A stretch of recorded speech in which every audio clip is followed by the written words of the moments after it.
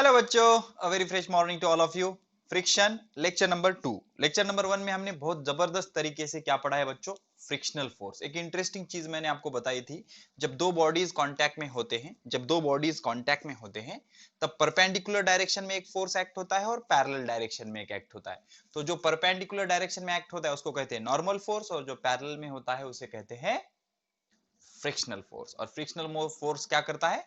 Motion को oppose करता है, मोशन को अपोज। तो बेस्ड ऑन लेक्चर नंबर 1, अभी ये पूरा चैप्टर थ्योरेटिकल ज्यादा है बच्चों, इसमें फॉर्मुलेशन कम है, थ्योरी चैप्टर ज्यादा है। तो ये कुछ इंटरेस्टिंग से क्वेश्चन मैंने बोर्ड पे लिखे हैं, बहुत इंपॉर्टेंट है बच्चों, और ये कंसेप्ट बिल्डिंग क्वेश्चन है, ये आपको सॉल्व करने हैं। और ये क्वेश्चन के बारे में, फ्रिक्शन इज आवर फ्रेंड, इसके आपको एग्जांपल देने हैं। एंड फ्रिक्शन इज फोय, फोय मतलब आपका दुश्मन, शत्रु। ओके, ये एनसीईआरटी से उठाया हमने, तो इसके आपको एग्जांपल देने हैं, वो हम आखिरी में सॉल्व करेंगे। ठीक है, तो ये पहले सॉल्व कर लो बच्चों, पॉज करके। हो गया? चलो ठीक है, क्या कह रहा है? Friction opposes the dash dash between surface in contact with each other. तो फ्रिक्शन क्या करता है? Opposes the relative motion. समझ रहे हो? रिलेटिव मोशन मतलब दो सरफेस एक दूसरे के कांटेक्ट में आने के बाद जो मोशन हो रही है, उस मोशन को अपोज करने का काम कौन करता है? फ्रिक्शन। कौन करता है? Friction. Okay, friction depends on dash dash of surface, nature of surface. समझ रहे हो? इस पे बहुत अच्छे से डिस्कशन किया हमने लेक्चर नंबर 1 में।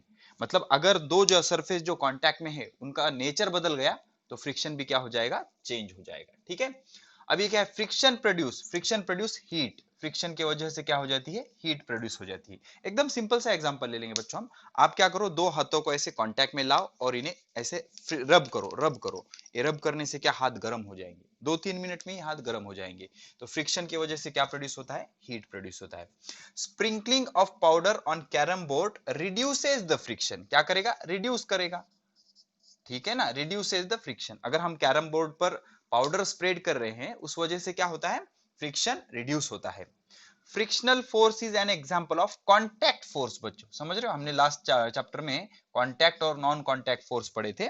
तो जब दो सरफेस कांटेक्ट में आ जाते हैं तभी ये फोर्स एक्ट होता है, तो इसको क्या कहेंगे? Contact force. कौन सा फोर्स? Contact force. और कांटेक्ट ही नहीं होता तो फ्रिक्शन का सवाल ही पैदा नहीं होता। ठीक है, अब उसके बाद when two bodies are made extra smooth then force of friction reduces। देखो बच्चों, हमने क्या पढ़ा था? Force of friction depends on nature of surface. अब आप पूछोगे हाउ, कैसे? तो मैं कहूंगा अगर आपका सरफेस स्मूथ होगा, स्मूथ, तो फ्रिक्शन कम होगा। सरफेस अगर स्मूथ होगा तो फ्रिक्शन कम होगा, और सरफेस अगर रफ होगा, कैसे होगा? रफ होगा तो फ्रिक्शन ज्यादा होगा। ठीक है, तो सरफेस अगर स्मूथ होगा, स्मूथ, ओके, तो फ्रिक्शन कैसे होगा? कम होगा। और फ्रिक्शन अगर रफ होगा तो फ्रिक्शन सॉरी सरफेस अगर रफ होगा तो फ्रिक्शन ज्यादा होगा। तो when two bodies are made extra smooth, अगर स्मूथ कर दिया, उनको स्मूथ कर दिया तो फ्रिक्शन कम हो जाएगा, रिड्यूस हो जाएगा। Frictions are arises due to interlocking between hills and valleys. Hills and valleys, समझ रहे हो? तो हमने लास्ट लेक्चर के एंड में पढ़ा था कॉज ऑफ फ्रिक्शन। तो उसमें क्या देखा था हमने कि एक सरफेस और दूसरा सरफेस, एक सरफेस की जो खड्डे का जो पार्ट होता है उसको कहते हैं वैली, और जो ऊपर आया हुआ पार्ट रहता है उसको कहते हैं क्या कहते हैं? उसको हील्स। तो एक सरफेस की हील दूसरे सरफेस के वैली में ऐसे इंटरलॉक हो जाती है, और इंटरलॉकिंग की वजह से क्या जनरेट होता है? फ्रिक्शन जनरेट होता है। ठीक है, तो ये फिल इन द ब्लैंक्स हमने सॉल्व कर लिया। अब यहाँ पर क्या है बच्चों? Frictional force is exerted by only hard surface, only liquid, only gas, all. सभी सरफेस में फ्रिक्शन होता है, सॉलिड रहने दो, लिक्विड रहने दो, गैस रहने दो, सिर्फ कंडीशन ये है कि वो दोनों एक दूसरे के कांटेक्ट में होना जरूरी है। उसके बाद the surface of the table is smoother than road surface. मतलब एक टेबल है, टेबल का सरफेस स्मूथ है, किससे? रोड सरफेस से, तो उसमें जो होगी इरेगुलरिटीज कम होगी। ठीक है ना, अगर इरेगुलरिटीज, समझ रहे हो? इरेगुलरिटीज मतलब valley, valley plus valley plus hills, valley plus hills अगर कम होंगे, वैली प्लस हिल्स अगर कम होंगे तो आपका सरफेस कैसा हो जाएगा? स्मूथ, और फ्रिक्शन कैसा होगा? कम होगा। ठीक है, तो टेबल हमारा स्मूथ है, तो क्यों स्मूथ है? Lesser irregularities of surface of table. Table smooth है बिकॉज टेबल पर इरेगुलरिटीज कम है, टेबल प्लेन सरफेस है, इरेगुलरिटीज टेबल में कैसे है? कम है, इसलिए टेबल कैसा है हमारा? स्मूथ सरफेस है। कैसा है? स्मूथ सरफेस है। ठीक है, चलो पॉज करके नोट कर लो सारी चीजें। आई होप ये चीजें आपको समझ आई। ठीक है, तो ये कुछ इंटरेस्टिंग से क्वेश्चन थे बच्चों, कंसेप्ट बिल्डिंग क्वेश्चन, जिससे आपके कंसेप्ट बिल्ड हो जाएंगे और आपको प्रॉब्लम समझने में आसानी होगी। ठीक है, तो ये जो फ्रिक्शन चैप्टर है it is more theoretical chapter, ज्यादा थ्योरेटिकल है। अब सवाल ये आता है कि सर फ्रिक्शन डिजायरेबल है कि अनडिजायरेबल है। लास्ट लेक्चर में भी हमने ये अच्छे से डिस्कस किया था कि बच्चों फ्रिक्शन कई चीजों में डिजायरेबल है, मतलब होना चाहिए, होगा तो फायदा होगा हमारा, और कई चीज ऐसी भी होती है जहां पर फ्रिक्शन हमें नुकसान भी करता है, नुकसान भी पहुंचाता है। तो पहले हमें क्या करना है, एग्जांपल देने, फ्रिक्शन इज फ्रेंड। तो पहले हम एग्जांपल देंगे फ्रिक्शन इज फ्रेंड के, फ्रिक्शन इज फ्रेंड। तो फ्रिक्शन इज फ्रेंड के एग्जांपल कुछ इस तरह से बच्चों, पहला, friction allows us to grip and catch different object. Friction की वजह से क्या होता है, फ्रिक्शन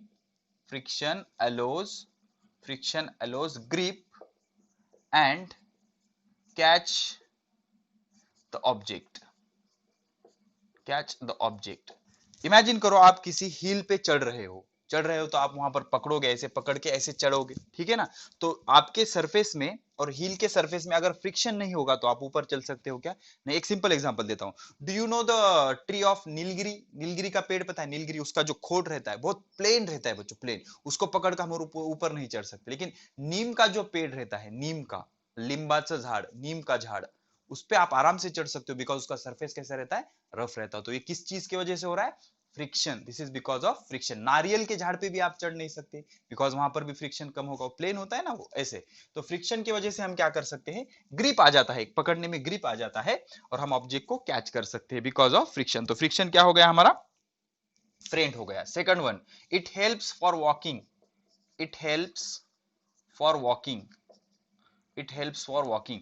हम जमीन पर चल सकते हैं बिकॉज ऑफ फ्रिक्शन।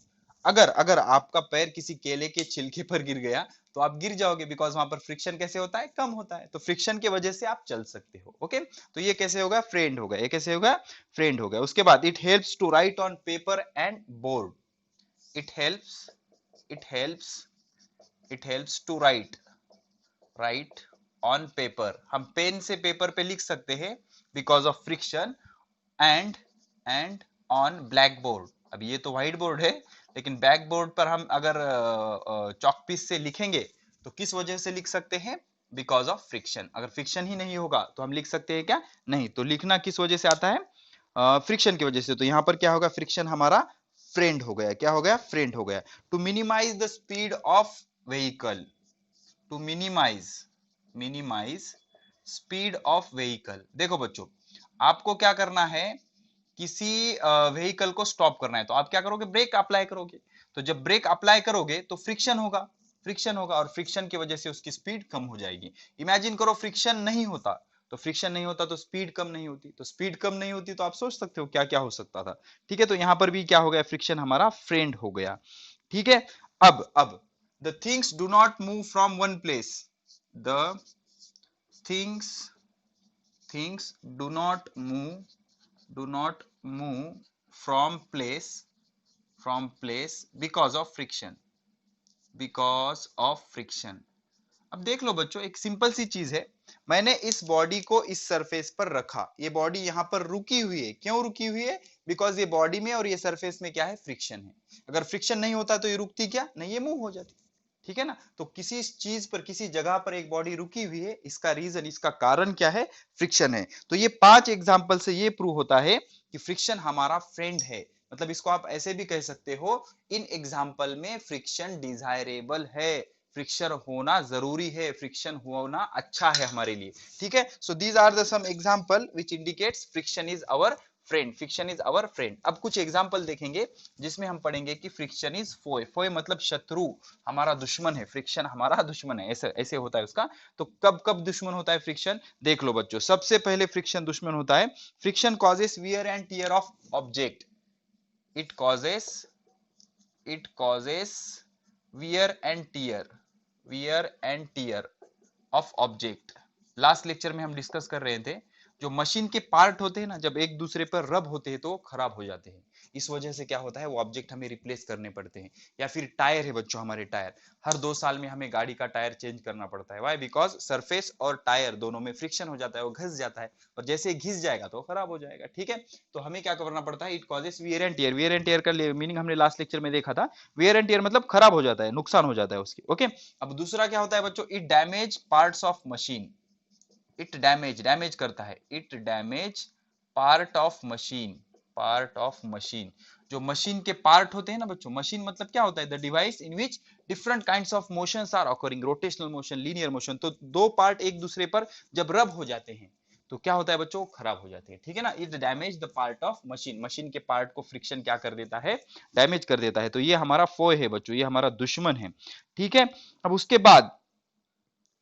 बाद it does not allow movement of object. It does not allow, it does not allow movement of object. Movement of object. अब सिंपल सी चीज है, कोई पत्थर है, हम उसको सरकाना चाह रहे हैं, वो नहीं सरक रहा। इसका रीजन क्या है, फ्रिक्शन। उस पत्थर में और जमीन के सरफेस में क्या है, बहुत ज्यादा फ्रिक्शन है, इस वजह से वो मूव नहीं हो रहा। तो ये भी यहां पर भी फ्रिक्शन क्या हो गया, हमारा दुश्मन हो गया। ठीक है, अब इसके बाद it reduces speed of moving object. It reduces, it reduces, it reduces speed of moving object. अब इसको एक अलग एंगल से भी ले सकते हो आप, it reduces speed of moving object. Hence we have to apply, we have to apply, we have to apply continuous force. Continuous force मतलब अपने को एनर्जी स्पेंड करना पड़ेगी ना, we have to apply continuous force to keep them in motion. To keep them in motion मतलब उनको motion में रखने के लिए, ऑब्जेक्ट को मोशन में रखने के लिए हमें क्या करना पड़ेगा, कंटिन्यूअसली फोर्स अप्लाई करना पड़ेगा। इस वजह से हमारी एनर्जी क्या हो जाएगी, वेस्ट हो जाएगी। क्या हो जाएगी, वेस्ट हो जाएगी। अब उसके बाद अब हमारा क्या होता है, lots of money, lots of money waste, बहुत सारा पैसा हमारा वेस्ट हो जाता है इन इन इन लुब्रिकेंट। अब ये लुब्रिकेंट क्या होता है, लुब्रिकेंट मतलब दो मशीन के पार्ट के बीच में डाला जाता है, जिस वजह से फ्रिक्शन कम हो जाता है। जैसे ग्रीस है, ग्रीस गाड़ी में डालते हैं ना, कोई आवाज आ रही है गाड़ी के चाक की तो उसमें ग्रीस डालते हैं, ग्रीस डालने से फ्रिक्शन नहीं होता, तो ग्रीस पे पैसे वेस्ट हो गए। या फिर कोई पार्ट फ्रिक्शन की वजह से ज्यादा ही खराब हो गया तो उस पार्ट को ही रिप्लेस करना पड़ेगा। अब replacing the part is not free बच्चों, ठीक है ना, आपको पे करना पड़ेगा। तो इस वजह से आपके मनी क्या हो जाएंगे, वेस्ट हो जाएंगे। तो इस तरह से क्या होता है बच्चों, इन सारे सिचुएशन में, इन सारे सिचुएशन में क्या होता है, इन सारे सिचुएशन में फ्रिक्शन इज आवर फोय। फोय मतलब हमारा दुश्मन है। फ्रिक्शन इन सारे एग्जांपल में क्या है, हमारा दुश्मन है। या फिर इसको ऐसे भी कह सकते हो आप कि फ्रिक्शन इज अनडिजायरेबल हेयर। यहाँ पर फ्रिक्शन नहीं होना चाहिए था, हो गया और उससे हमें नुकसान होता है।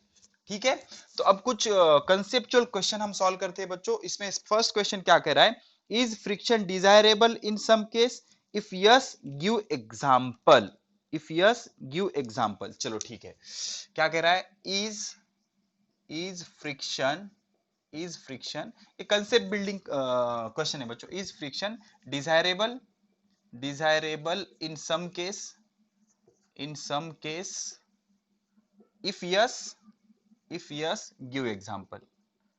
ठीक है, बहुत सारे एग्जांपल देखे हमने, डिजायरेबल भी है, अनडिजायरेबल भी है। तो yes yes friction is desirable in some example.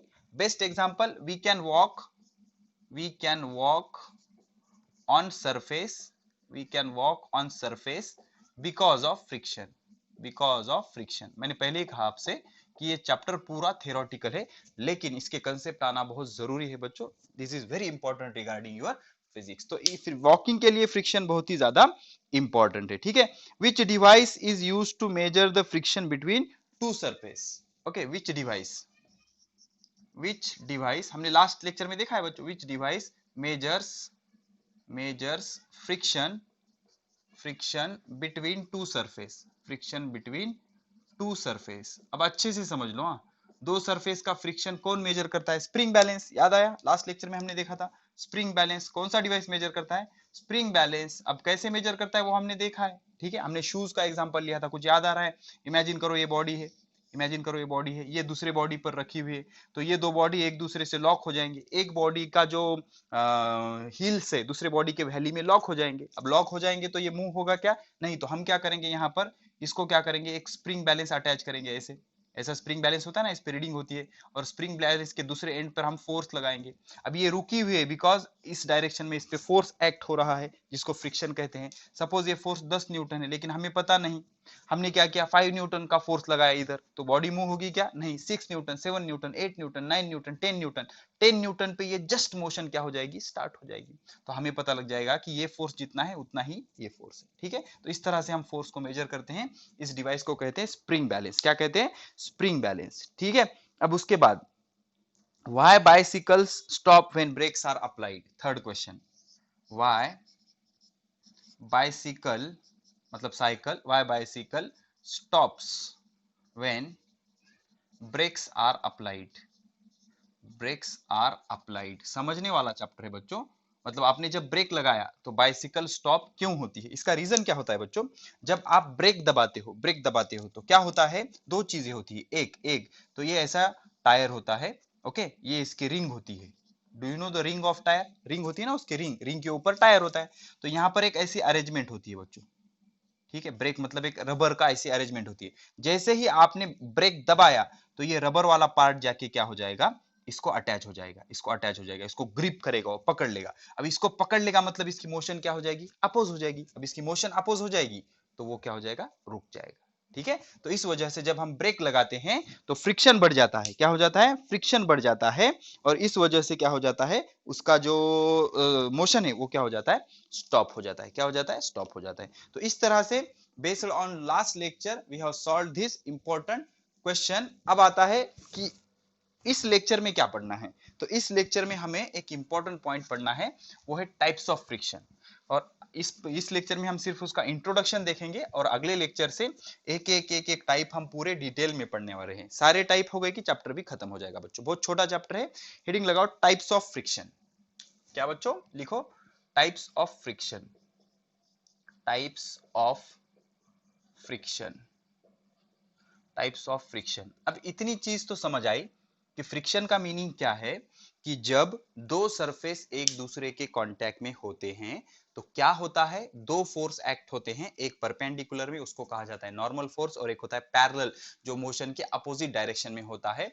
और क्यों प्रोड्यूस होता है? जब दो सरफेस एक दूसरे के कांटेक्ट में आ जाते हैं तो ये दोनों सरफेस इरेगुलर होते हैं। नेक्ड आई से हमें दिखते नहीं है इरेगुलर, लेकिन माइक्रोस्कोप के अंडर आप अगर उसको देखोगे तो उस पर क्या होता है, वैलीज एंड हिल्स होते हैं। हिल्स, हिल्स मतलब जो उठा हुआ पार्ट है, वैलीज मतलब जो खड्डा है। ठीक है ना, तो जो हम इसको कांटेक्ट में रखते हैं तो ये इंटरलॉकिंग हो जाती है इनकी। तो इन इंटरलॉकिंग की वजह से क्या होता है, फ्रिक्शनल फोर्स जनरेट होता है। ठीक है, अब इसके कौन कौन से टाइप होते हैं? There are many kinds of friction. Number 1, static friction. Static friction, okay, number 1 static friction. Static मतलब क्या बच्चों? रुका हुआ, स्टैटिक फ्रिक्शन, स्टैटिक फ्रिक्शन। ठीक है, नंबर 1 क्या है, स्टैटिक फ्रिक्शन। पहले हम इसकी डेफिनेशन लिख लेंगे। When two surface try to move across each other but not enough force is applied to cause motion. When two surface, when two surface in contact try to move but not enough force is applied, enough force is applied to move the object, to move the object। तो इस time जो force motion को avoid कर रहा है, इस friction को क्या कहा जाएगा, स्टैटिक फ्रिक्शन। स्टैटिक फ्रिक्शन मतलब अभी मोशन स्टार्ट हुई क्या, नहीं, तो इस फ्रिक्शन को क्या कहा जाएगा, स्टैटिक फ्रिक्शन। मतलब क्या होता है, when two surface in contact to and try to move but not enough force is applied to move the object, this is called static friction. मतलब क्या होता है बच्चों, देखो ये सरफेस है, एक ये सरफेस है, इस पर हमने दूसरा सरफेस रख दिया। ठीक है, ये दूसरा सरफेस रख दिया। अब क्या होता है, ये सरफेस इस पर रुका हुआ है। इसका रीजन क्या है, ये दोनों के बीच में क्या है, फ्रिक्शनल फोर्स है। अब ये फ्रिक्शनल फोर्स कहां से आया, ये फ्रिक्शनल फोर्स आया इसके इंटरलॉकिंग से। इंटरलॉकिंग से कैसा, अगर इतने पार्ट को अगर आप जूम करोगे तो इसका पार्ट एक ऐसा दिखेगा, ये ऐसा दिखेगा बच्चों। ठीक है, इतने ही पार्ट को आपने ऐसे जूम कर दिया, लास्ट लेक्चर में भी हमने पढ़ा था। ठीक है, तो ये सरफेस ऐसा इरेगुलर होता है। तो जो ये जो बाहर आया हुआ पार्ट है इसको कहते हैं हील्स, इसको क्या कहते हैं हील्स। और ये जो डिप्रेस पार्ट दिख रहा है इसको कहते हैं वैली, इसको क्या कहते हैं वैली। अब ये सरफेस ऐसा है तो दूसरा भी सरफेस ऐसा ही होता है। ठीक है, तो एक सरफेस के हील्स में दूसरे सरफेस के वैलीज बैठ जाते हैं और ये लॉक हो जाते हैं बच्चों। इस वजह से ये सरफेस आगे मूव हो सकता है क्या? नहीं, इसमें इंटरलॉकिंग हो गई ना। अब हमने यहाँ पर फोर्स लगाया 10 न्यूटन का, लेकिन 10 न्यूटन का फोर्स लगाने के बावजूद भी ये मूव हो रहा है क्या? नहीं। इसका रीजन क्या है कि लॉकिंग बहुत स्ट्रांग है, ये मूव कर सक रही है क्या? नहीं। अब हमने क्या किया, 15 न्यूटन लगाया, तो 15 न्यूटन को जस्ट मोशन स्टार्ट हो रही है, मतलब अभी मोशन हुई क्या? नहीं। तो यहाँ का स्टैटिक फ्रिक्शन कितना है? 15 न्यूटन। कितना है? 15 न्यूटन। मतलब दो ऑब्जेक्ट एक दूसरे के कांटेक्ट में हैं, मूव होने की कोशिश कर रहे हैं, लेकिन मूव हो रहे हैं क्या? नहीं, बिकॉज हमने उतना फोर्स लगाया क्या मूव होने जितना? नहीं। तो अभी उनके बीच में जो कुछ भी फ्रिक्शन है उसको क्या कहा जाएगा?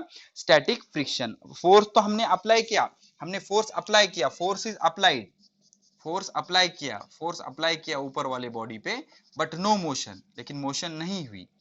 फोर्स अप्लाई किया लेकिन मोशन हुई क्या? नहीं। ये किस वजह से नहीं हुई? बिकॉज ऑफ स्टैटिक फ्रिक्शन, क्योंकि वो रुके हुए हैं ना बच्चों। तो जब दो ऑब्जेक्ट इन कांटेक्ट मूव होने की कोशिश कर रहे हैं, फोर्स लगाने के बावजूद वो मूव नहीं हो रहा, ये किस वजह से हो रहा है? Because of static friction. मतलब दोनों ऑब्जेक्ट रुके हुए हैं और दोनों के बीच में कुछ फ्रिक्शन है, तो ऐसे फ्रिक्शन को क्या कहेंगे? Static friction. क्या कहेंगे बच्चों? Static friction. उसके बाद सेकंड एग्जांपल आ जाता है स्लाइडिंग फ्रिक्शन। स्लाइडिंग फ्रिक्शन, ठीक है ना, number 2 sliding friction. Sliding friction, ठीक है। अब स्लाइडिंग फ्रिक्शन कब आता है? जब आपने फोर्स लगाया और मोशन स्टार्ट हो गई, तो अब उन दोनों में जो फ्रिक्शनल फोर्स है उसको कहा जाएगा स्लाइडिंग फ्रिक्शन। ठीक है ना। हमने क्या किया, फोर्स अप्लाई किया, force is applied and motion होना शुरू हो गई। ठीक है ना, force applied motion start, then such friction is called as sliding friction. ऐसे फ्रिक्शन को क्या कहा जाएगा? Sliding friction. It exist when two surface slide across each other. It exists when two surface it exists when two surface slide over each other। समझ रहे हो? मतलब हमने फोर्स लगाया और मोशन शुरू हो गई, अब दोनों के बीच में जो अपोजिशन है, मोशन के बीच में जो अपोजिशन है, इसको क्या कहा जाएगा? Sliding friction. इसके पहले वाले में क्या था, हमने फोर्स तो लगाया था लेकिन मोशन स्टार्ट हुई थी क्या? नहीं। तो मोशन स्टार्ट होने के पहले जो फ्रिक्शन होता है उसको कहा जाता है स्टैटिक फ्रिक्शन। और जैसे ही हमने फोर्स लगाया मोशन स्टार्ट हो गई, अब मोशन स्टार्ट होने के बाद जो फ्रिक्शन होगा उसको कहेंगे स्लाइडिंग फ्रिक्शन। क्या कहेंगे? Sliding friction. अब तीसरा होता है रोलिंग फ्रिक्शन। तीसरा क्या होता है? Rolling friction. लिखो बच्चों, नंबर 3 रोलिंग फ्रिक्शन। कौन सा friction? Rolling friction, rolling friction. Okay. अब देख लो बच्चों, वर्ड समझने की कोशिश करो फिजिक्स में। एक होता है ट्रांसलेशनल मोशन, एक क्या होता है? Translational motion. दूसरा होता है रोटेशनल मोशन, दूसरा क्या होता है? Rotational motion. ठीक है। अब ट्रांसलेशनल प्लस रोटेशनल ये मोशन होता है रोलिंग मोशन।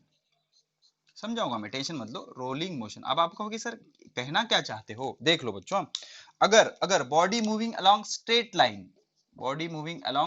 लाइन, कोई बॉडी है जो स्ट्रेट लाइन पे मूव हो रही, तो उसको क्या कहेंगे? Translational motion. जैसे कि car moving on a road, एक रोड ऐसे मूव हो रही हो, ठीक है, straight line. Rotational motion, okay, rotating about its own axis, जैसे फैन एक ही जगह पर है, जगह चेंज नहीं कर रहा, वहीं पर वो घूम रहा है, तो ये मोशन क्या हो गई? Rotational motion. कौन सी मोशन हो गई? Rotational motion. खुद के अराउंड वो ऐसे घूम रहा है, एक ही जगह पे घूम रहा है, तो वो क्या हो गई? Rotational motion. और सीधे लाइन में जा रहा है, वो क्या हो गया? Translational motion. सीधे लाइन में जा रहा है तो ट्रांसलेशनल मोशन, और गोल घूम रहा है, एक ही जगह पर गोल घूम रहा है, तो वो क्या हो गया? Rotational motion. अब एक चीज याद रखो, अगर हमने क्या किया, एक ऐसा इंक्लाइंड प्लेन है, इस पे से क्या किया हमने, एक बॉल है ऐसे उसको ढकल दिया, तो ढकल दिया तो ये बॉल क्या हो जाएगा? गोल घूमते घूमते सामने जाएगा, गोल घूमते घूमते सामने जाएगा। बेस्ट एग्जांपल ले लो, चलो, tyres of a vehicle. Vehicle के जो टायर होते हैं ना, क्या होते हैं, गोल घूमते घूमते आगे जाते हैं, गोल घूमते घूमते आगे जाते हैं। मतलब क्या होता है, ये जो टायर है, ये जो टायर है ऐसे गोल भी घूमते हैं और आगे भी जाते हैं। तो आगे जाने को कहेंगे ट्रांसलेशनल मोशन और गोल घूमने को कहेंगे रोटेशनल मोशन। तो ये दोनों मोशन कर रहे हैं, तो ऐसे को क्या कहा जाता है, रोलिंग मोशन। क्या कहा जाता है, रोलिंग मोशन। अगर वो सिर्फ सीधे लाइन में जा रहा है, ट्रांसलेशनल मोशन, सिर्फ गोल घूम रहा है, रोटेशनल मोशन। अब गोल घूमते घूमते आगे जा रहा है, तो ऐसे को कहेंगे रोलिंग मोशन। कौन सी मोशन, रोलिंग मोशन। तो रोलिंग फ्रिक्शन क्या होता है, जब एक बॉडी दूसरे बॉडी पर रोल हो रही है, तो ऐसे मोशन को क्या कहा जाएगा, ऐसे फ्रिक्शन को क्या कहा जाएगा, rolling friction. Okay, if one object friction between two objects, friction between two object, when one object rolls on other, समझ रहे हो, when one object rolls on other। इसका बेस्ट एग्जांपल, सपोज ये सरफेस है, ये ऐसा स्पेरिकल बॉल है। अब ये क्या कर रहा है, आगे भी जा रहा है और ऐसे गोल भी घूम रहा है। ठीक है, गोल घूमते घूमते आगे जा रहा है, तो इसको रोल करना कहते हैं। क्या कहते हैं, रोल करना कहते हैं।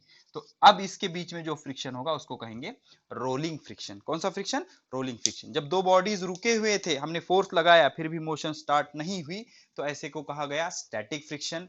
हमने फोर्स लगाया, मोशन स्टार्ट हो गई, ऐसे को कहा गया स्लाइडिंग फ्रिक्शन। और अगर एक बॉडी दूसरे बॉडी पर रोल कर रही है, रोल कर रही है मतलब गोल घूमते घूमते आगे जा रही है, तो ऐसे को कहा जाएगा रोलिंग मोशन। कौन सी motion, rolling motion, rolling motion. अब उसके बाद आता है बच्चों एयर फ्रिक्शन या air resistance. Number 4, air friction, air friction या फिर एयर रेजिस्टेंस। ठीक है ना, एयर रेजिस्टेंस। फ्रिक्शन बेसिकली करता क्या है, मोशन को रेजिस्ट करता है, मोशन में रेजिस्टेंस अपोज करता है। ठीक है, अब suppose flying aeroplane, flying aeroplane, एक एरोप्लेन है जो फ्लाई कर रहा है बच्चों। इमेजिन करो ये एयर पार्टिकल्स है, these are the air particles, और ये ऐसा एरोप्लेन है बच्चों, एरोप्लेन फ्लाई हो रहा है। तो इस एरोप्लेन को एयर क्या करेगी, अपोज करेगी, फ्रिक्शन करेगी। तो यहां पर जो फ्रिक्शन होगा उसे कहते हैं एयर फ्रिक्शन या एयर रेजिस्टेंस। एयर फ्रिक्शन या air resistance. It exist when air moves around the object. It exists when air moves around the object। समझ रहे हो। तो ऐसा फ्रिक्शन कब एग्जिस्ट करता है, जब हवा बहती है, ऑब्जेक्ट के बाजू से अगर हवा बहती है, तो उस हवा के वजह से जो कुछ भी फ्रिक्शन आ जाएगा उसको कहेंगे एयर रेजिस्टेंस या एयर फ्रिक्शन, एयर रेजिस्टेंस या एयर फ्रिक्शन। ओके, अब लास्ट एक होता है बच्चों, उसको कहते हैं विस्कस फ्रिक्शन। क्या कहते हैं, विस्कस फ्रिक्शन। अब विस्कस को 12th में ड्रैग भी कहते हैं बच्चों। ठीक है, चलो विस्कस ही याद रखो आप। 5 नंबर का फ्रिक्शन है विस्कस फ्रिक्शन, विस्कस फ्रिक्शन। अब ये क्या मैटर है, विस्कस फ्रिक्शन देख लो बच्चों, अच्छे से देखो। इमेजिन करो कोई बॉडी अगर फ्लूइड में मूव हो रही है, जैसे मछली है, okay, swimming swimming swimming fish या स्विमिंग मैन, कोई प्रॉब्लम नहीं, स्विमिंग फिश या कोई मैन है, सपोज ये वाटर है, ये वाटर है, ये वाटर में क्या हो रहा है, ये फिश है बच्चों, इस तरह से ये फिश क्या हो रही है, इस वाटर में स्विम करने की कोशिश कर रही है। तो ये लिक्विड क्या करेगा, इसको अपोज करेगा, अपोज करेगा। तो इसको क्या कहते हैं, विस्कस फ्रिक्शन। क्या कहते हैं, viscous friction. It exist when object move through water और other liquid. It exist when object move through water और अदर ऑब्जेक्ट। समझ रहे हो, it exist when object move through water और अदर ऑब्जेक्ट। जब ऑब्जेक्ट दूसरे पानी में से मूव होता है या किसी और लिक्विड में से मूव होता है, जब उसके मोशन को जो कुछ भी अपोजिशन होता है, इसको क्या कहा जाता है बच्चों, इसको कहा जाता है, this is called as viscous friction. इसको क्या कहते हैं, विस्कस फ्रिक्शन। तो बेसिकली फ्रिक्शन के कितने टाइप हो गए, 5 टाइप हो गए। पहला कौन सा, स्टैटिक फ्रिक्शन। स्टैटिक फ्रिक्शन मतलब जब दो सरफेस कांटेक्ट में हैं, हमने फोर्स लगाया लेकिन मोशन नहीं आई, मतलब मोशन स्टार्ट हुई क्या, नहीं, तो ऐसे फ्रिक्शन को क्या कहा जाएगा, स्टैटिक फ्रिक्शन। अब हमने फोर्स लगाया और मोशन स्टार्ट हो गई, फिर भी एक फ्रिक्शन है उसमें, उसको कहा जाएगा स्लाइडिंग फ्रिक्शन। जब एक बॉडी दूसरे पर रोल हो रही है तो उसको कहा जाएगा रोलिंग फ्रिक्शन, या बॉडी एयर में मूव हो रही है तो उसको कहा जाएगा एयर फ्रिक्शन, बॉडी लिक्विड में मूव हो रही है तो उसको कहा जाएगा विस्कस फ्रिक्शन। क्या कहा जाएगा? Viscous friction. अब देख लो बच्चों, friction depends on force between surface. चलो लिखो नंबर वन पॉइंट लिखो एक, friction depends on, friction depends on force between two surface। Friction depends on force between two surface. जो फ्रिक्शन होता है दो सरफेस में कितना फोर्स है उस पर डिपेंड करता है। ठीक है, friction depends on force between two surface. Okay, अब देख लो कैसे डिपेंड करता है। Greater the force between surface, greater the force between surface, interlocking between valley and heels of two surface is more, hence force of friction is more। समझ रहे हो? मतलब क्या होता है, अगर दो सरफेस के बीच में ज्यादा फोर्स है तो इंटरलॉकिंग जो होती है ना, वो इंटरलॉकिंग कैसे हो जाएगी? ज्यादा हो जाएगी। क्या हो जाएगी? ज्यादा हो जाएगी, और इस वजह से फ्रिक्शन बढ़ जाएगा। Let me explain this concept by using activity. एक एक्टिविटी करते हैं, उस एक्टिविटी के बेसिस पे हम इसको एक्सप्लेन करेंगे। तो एक्टिविटी कुछ इस तरह से बच्चों, हमने क्या किया, एक सरफेस ले लिया, वन सरफेस इज देयर।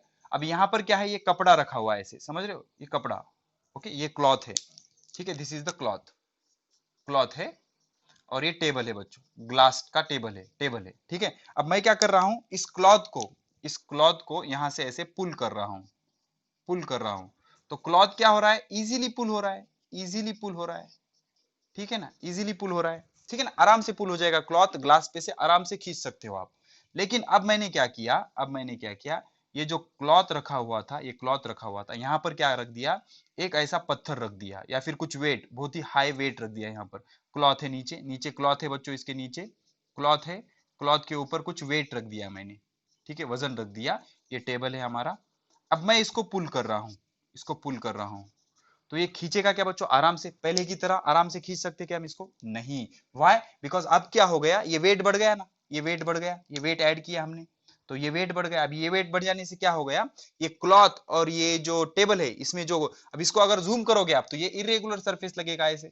ठीक है, तो ये क्या हो जाएंगे, अगर फोर्स बढ़ जाएगा तो ये लॉक हो जाएंगे बच्चों, ऐसे ये लॉक हो जाएंगे। अब ये लॉक हो गए तो हम उसको खींच सकते हैं क्या?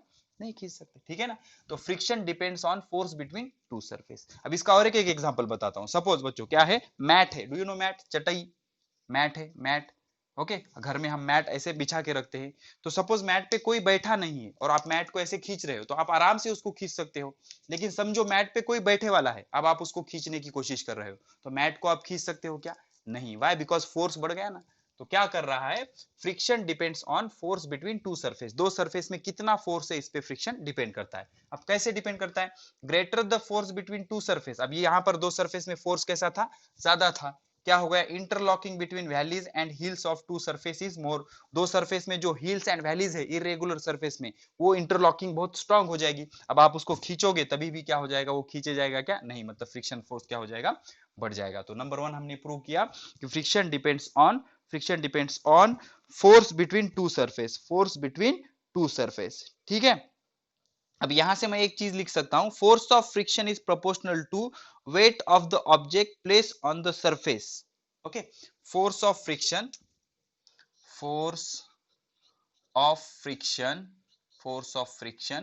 is directly proportional to weight of object place in contact। समझ रहे हो? मतलब सपोज मैंने क्या किया, यहाँ पर वेट पहले 5 किलोग्राम रखा, तो फ्रिक्शनल फोर्स देखा। अब मैंने क्या किया, बहुत बड़ा वजन रख दिया, 50 किलोग्राम।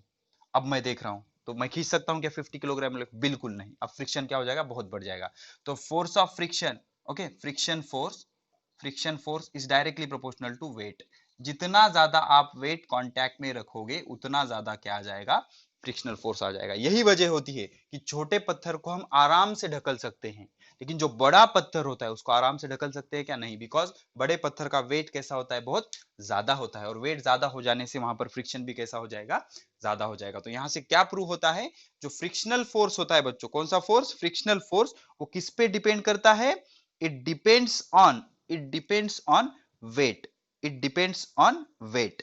ठीक है, चलो, हो गया? ठीक है। अब नंबर 2, यही चीज हम एक्सप्लेन करेंगे अच्छे से। Frictional force depends on weight. तो लिखो second point, friction increases with weight. Number one friction, sorry, number 2, friction increases with weight. जितना ज्यादा आपका वजन होगा उतना ज्यादा फ्रिक्शन होगा। Friction increases with weight. Friction क्या होता है? वेट से बढ़ जाता है। फ्रिक्शन क्या होता है? वेट से बढ़ जाता है। ठीक है, अब इसमें एक चीज हम सीखेंगे बच्चों, देख लो अच्छे से। Okay, weight increases, interlocking increases, interlocking between hills and valley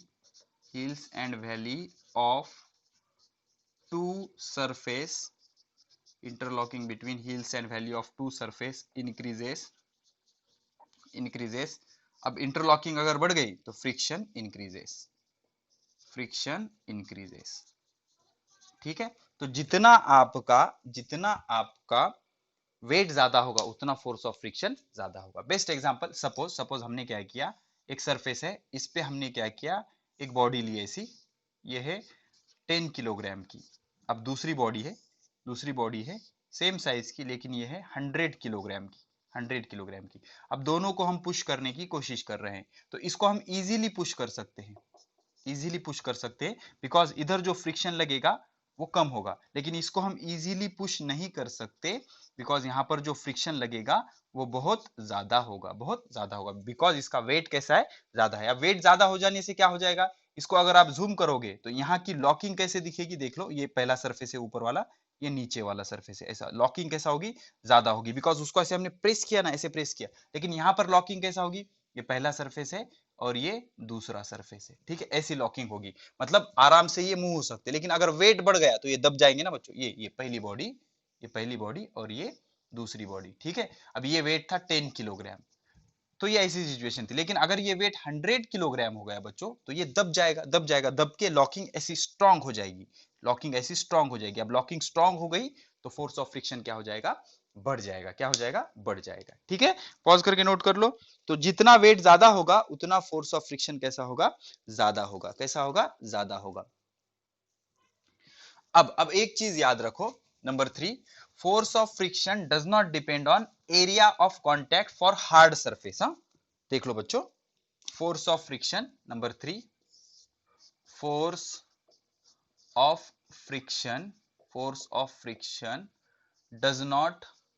does not depend on force of friction does not depend on area of contact for only hard surface। सिर्फ किस लिए? हार्ड सरफेस के लिए। हार्ड सरफेस के लिए area of contact पे force of friction depend नहीं करता। जो कैसे? देख लो, सपोज ये टेबल है, इस टेबल पे हमने क्या किया, ऐसे बॉडी को रखा। ठीक है, ऐसी बॉडी को रखा, ये कितने की? 100 किलोग्राम की। अब इसको हम पुश कर रहे हैं, ये पुश नहीं हो रहा बिकॉज इसका वेट क्या है? बहुत ज्यादा है। अब हमने क्या किया, इस बॉडी को ऐसे रखा हॉरिजॉन्टली। समझ रहे हो? सेम बॉडी, पहले ऐसे ये कांटेक्ट में था, अब ये कांटेक्ट में 100 किलोग्राम, ये कितना? 100। सेम बॉडी, सिर्फ इसको हमने पहले जो ऐसे थी अब उसको ऐसे रखा, तो फोर्स ऑफ फ्रिक्शन चेंज हुआ क्या? नहीं।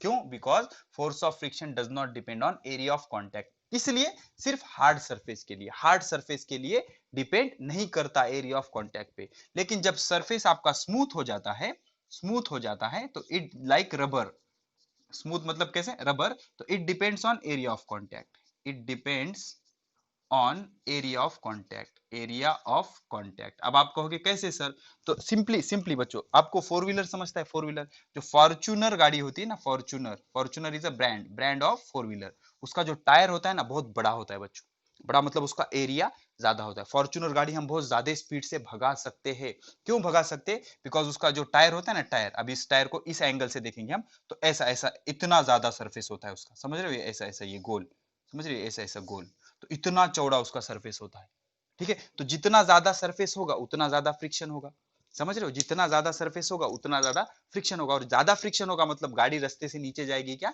नहीं। गाड़ी को हम भगा क्यों नहीं सकते, गाड़ी को अगर आप ज्यादा भगाओगे तो अगर फ्रिक्शन रोड का और टायर का कम पड़ गया तो मोशन पे हमारा कंट्रोल होगा क्या, नहीं। तो मोशन पे कंट्रोल नहीं होगा तो गाड़ी सीधा खड्डे में चले जाएगी, ठीक है ना। तो जो बहुत ही महंगे कार होते हैं उनमें और इसमें फर्क क्या होता है बच्चों, जो महंगे कार के जो टायर होते हैं वो जाड़े जाड़े होते हैं, जैसे पल्सर की बाइक है या फिर कोई स्पोर्ट बाइक है, उसका टायर ऐसा जाड़े वाला होता है।